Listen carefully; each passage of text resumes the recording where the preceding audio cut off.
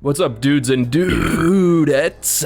Another week means another installation of the popular Bible sci-fi anime Rick and Morty has come out. And like always, I am here to guide, commentate, make mediocre jokes, and if this is your first time here, I highly recommend checking out all the previous reviews I've done of Rick and Morty Season 8 thus far, both to give me views and to catch up on the overarching plot. But that's enough self-awareness, that's enough gaseous relief. Let us talk about Rick and Morty Season 8, Episode 6. This episode opens by showing us the daily lives of the two Beths, accompanied by the original Cheers introduction song, Where Everybody Knows Your Name. Hearing the song makes me think of two things. One, it makes me think of Adventure Time, Fiona and Cake, and two, it makes me think of an animated parody series called Villain Pub.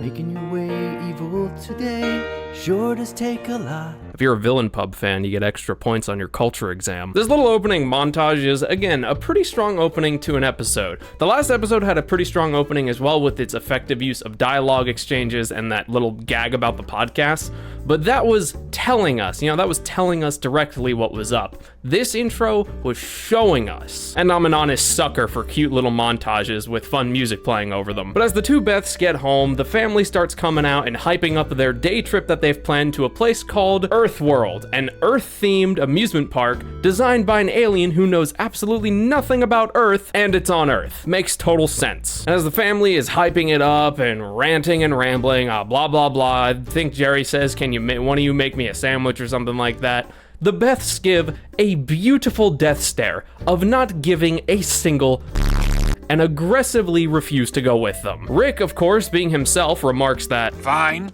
but nobody wants to see a Beth's adventure." Now, obviously, this is a very Rick-style remark, but I don't know if it's entirely necessary, because the intro to this episode made it very, very clear who this episode was going to be about. So it might not have been a necessary comment, but let's be honest with ourselves. Since when does Rick care if being a smartass is necessary or not? And so we have our A and B plots. The C plot comes later. We got a Beth adventure as our A plot and Earth World as our B plot. Because I want the screen time of this episode to be well used, and because I respect your time, I'm actually not going to talk about the B plot in too much detail. Because, in all honesty, the B plot is kind of like meh and generic. And it's not often I feel the need to say that about Rick and Morty, but this B plot was like really generic. The C plot I will talk about towards the end because it's simple, short, and it gives some good character development for our boy in yellow. Beth, that one. Okay, to avoid confusion, I'm going to call regular Beth, Beth, and Space Beth, Space Beth. That one, that one, that one, that one. There, you got it? I hope you got it, because I ain't repeating myself. Beth remarks how the whole cloning thing was supposed to solve their misery, not make it worse. And Space Beth agrees, saying that if her own life is terrible, then normal Beth's life must be terrible as well. Beth is understandably a little bit insulted, but according to Space Beth, it's just the alcohol talking. Credits, please? Oh great, even more alcohol to accompany a conversation about why these two are so miserable. Great idea, because wine worked out so well last time they did this bit. Beth concludes that it's not Jerry that's the problem, and Space Beth remarks how they could have ended up worse and with someone worse. They even bring up an old friend they used to have in like high school or something and remark how that could have been even more of a shit show. But it turned out that guy died a while back due to what did he die to? Oh, he died in that thing, right? 9/11, yeah. Okay then, not even 3 minutes into the episode and we're already pulling out that card. Okay, great, next scene. Space Beth then remarks how they can't blame all of their problems on Rick and proceeds to lightly mock both of them for having daddy issues. And after a little more back and forth, Beth asks the serious question of when the last time they were actually happy. Space Beth takes the guess that it's probably when they used to be kids, and yep, you guessed it folks, it's gonna be one of those sci-fi tropes where our characters de-age themselves and become younger. Lego Ninjago did it, Merlin did it in reverse, and now Rick and Morty are doing it. Space Beth has a de-aging machine on her ship, and she points out how, oh, no. Technology this advanced is indistinguishable from magic. well, at least they're being honest about it, better than explaining it away with big words like nanomolecular or quantum physics or any of that bullshit. Beth gets turned into a 10-year-old and instantly runs off, and in less than 2 minutes, brutally murders a poor little possum. Hey editor, play that clip of the time Rick said to Beth, You were a scary kid, man. Space Beth, once, getting Beth back up to age, apologizes how this was actually a terrible idea and forgot how psycho they were as kids. But Beth is all, no, you gotta try it. I think we all know where this is going. And she's built an entire fortress with an elaborate tunnel designed to trap Beth in the de-aging machine so she can be de-aged into a kid as well. Now there are 2 of them. They then proceed to break the aging machine and wail at the top of their lungs like fucking banshees. I will spare your poor fragile little ears of the pain. You're very welcome, headphone users. The Beths are in a treehouse that they presumably just built, and they've booby-trapped it with a rusty bear trap and a knife-filled beanie bag. Jesus Christ, Beth really was a scary kid. They get the brilliant idea of making Jean sit on the knife-filled chair because, funny? Murder funny? So they zipline over into Gene's house through his window, and the next thing we hear, not see, hear, the next thing we hear is the voice of Simon Petrikov coming straight out of Gene's mouth. And I looked it up. It is the same voice actor. Hey there, girls. I'm guessing one of you is Beth from next door, and one of you is her clone, but you're both little girls now? First the Cheers theme song, and me finally realizing that it's the same voice actor. Is this episode inspired by Fiona and Cake? It must be, like, just a little bit, right? Or maybe the VA for Gene and Simon had a little bit of input on this episode or something. I don't know, but there must be some kind of connection there. Now, what are the 2 Beths going to do now that Gene has decided to treat them hospitably? Do they A, thank him and accept his welcoming nature? B, call him lame and leave? C, take and post embarrassing photos of him online? Or D, climb in the fucking walls and hunt him like an animal? I'll give you a Jeopardy jingle's worth of time to think about it.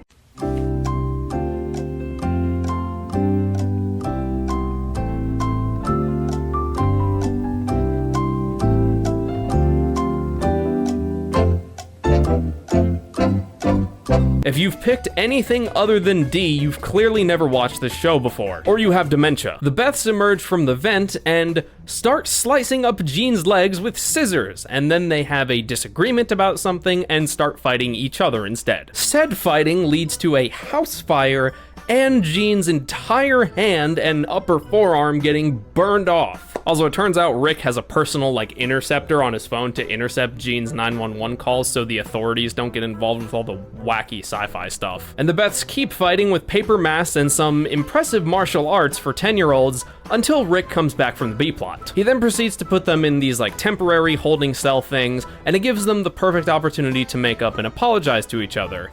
And, plot to put Rick in the aging machine. Except instead of making him younger, they make him 360 years old.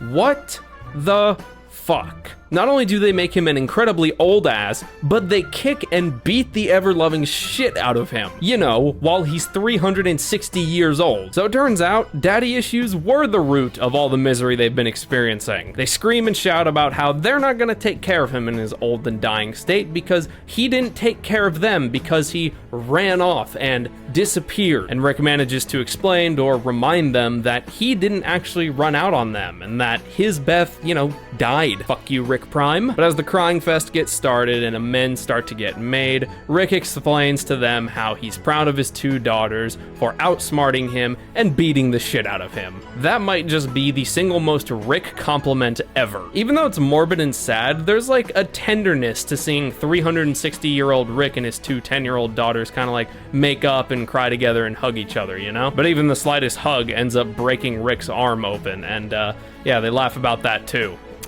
This fucking family, man, I swear to God. Rick and the Beths get back to their normal age, the B and C plots come to a close, and we get a nice closing montage of the 2 Beths repairing all the damage they caused, accompanied by the Cheers theme once again. Roll the credits, editor. Before we start breaking things down like I do at the end of these videos, let's talk about the B and C plots real quick. The B plot is the rest of the family going to Earth World. Rick thought that this amusement park was so bad that it was actually good, but then some corporation, took it over, and now it's basically just an outdoor 90s shopping mall. I'm actually a big sucker for outdoor malls. The C-plot diverges with Morty on his way to get laid with this, oh no.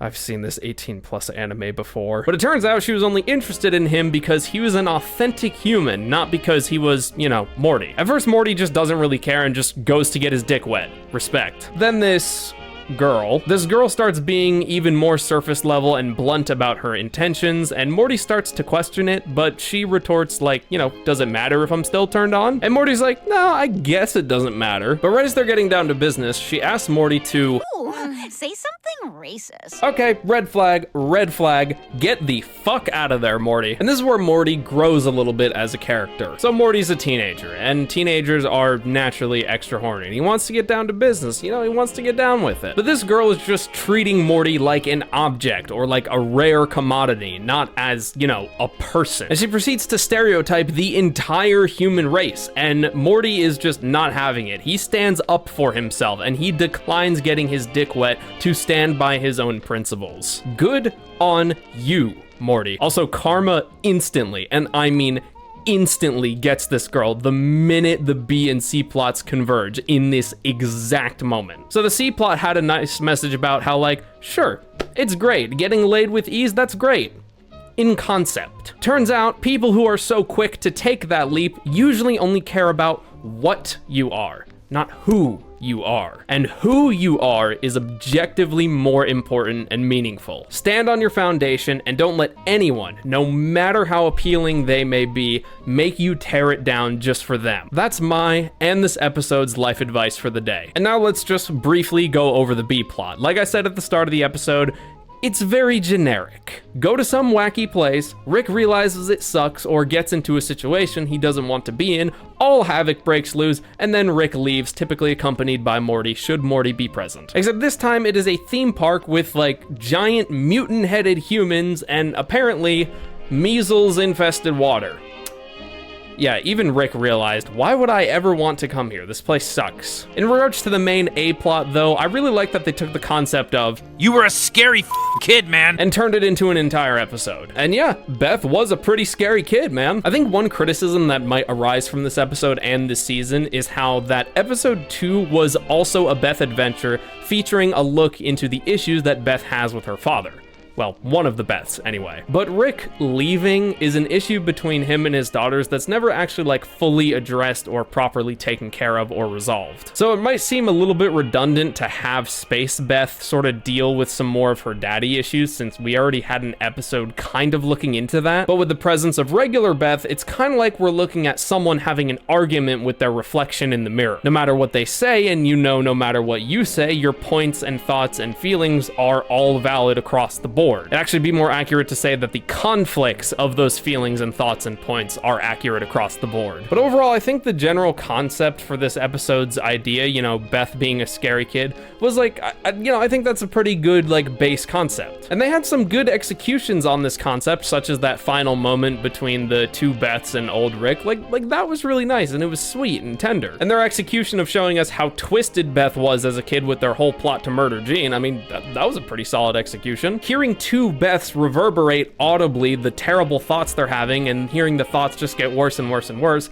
is what I imagine was happening in Beth's head when she actually was a kid. It's showing us that she had these terrible intrusive thoughts that just got worse and just kept bouncing around in her head, and it just got worse and worse and worse the more she executed on them. Sometimes those ideas being executions. But other areas of the execution of this premise are a little like, I feel like there were a lot of gory, like overly bloody moments and, shock value moments that weren't entirely necessary because after the first like 2 or 3 of them, they started to ring kinda hollow. There's nothing wrong with over-the-top shock value moments. It can add a lot of substance to an episode, but you can only get away with it so many times. I think the first act of this episode is good. The middle is like, okay, okay. And then the third act was pretty good again. That's how I can best describe my feelings about this episode. Overall though, it wasn't a terrible episode. And if I were to give it a rating, which, I should actually start doing ratings because these are reviews. Hey, editor, get some text ready. Ahem. Here are my current ratings for every episode of Rick and Morty Season 8 that have been released thus far. Episodes 1 and 2, 4 out of 5 stars. Episode 3, 3.5 stars. Episode 4, 1.5 stars. Episode 5, 3 stars. And Episode 6, 2.8 stars. world. If you enjoyed this video and the episode itself, feel free to leave all thoughts and opinions down in the comments below. And while you're down there, I'd greatly appreciate it if you'd hit the like and sub button, especially if you've been enjoying my coverage of Rick and Morty Season 8 thus far and would like to see the rest of my coverage. And if you really like the way we do things around here and you want to show me a little bit of extra support, then definitely consider becoming a channel member. Not only do you get access to a whole bunch of exclusive rewards, but you also directly support me in the process and help keep this channel running. Alright, we're done here. I'll see you all next week for episode 7.